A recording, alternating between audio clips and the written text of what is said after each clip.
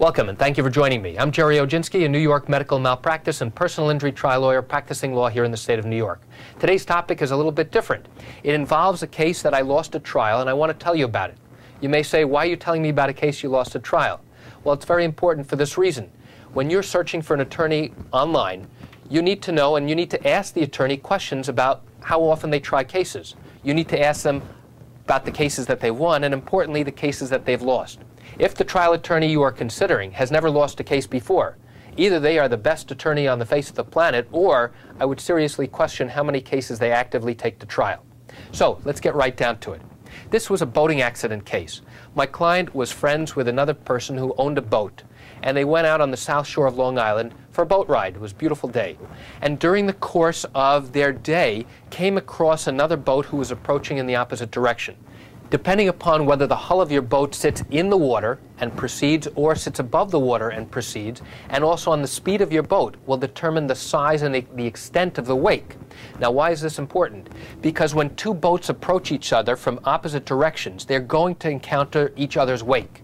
And it's important in recognizing that if you are going at a specific speed, in an attempt to minimize that wake and throw and jostle the boat around, you need to cut the wake on a particular angle. Typically, boaters learn that the best way to do it is to cut it at a 90-degree angle. In this particular case, this individual driving the boat did not attempt to cut the wake in any regard at all. They simply proceeded forward, and what happened?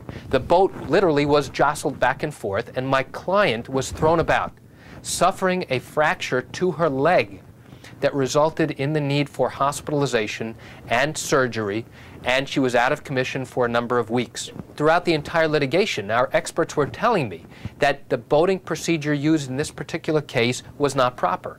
During the course of trial, the defense maintained that my client accepted the risk because boating can be hazardous, and that she has an obligation to be careful when engaging in a hazardous activity. Our argument was she's a passenger on a boat, she's not in control of this, and when told to sit down, she did. When told to stand, she did.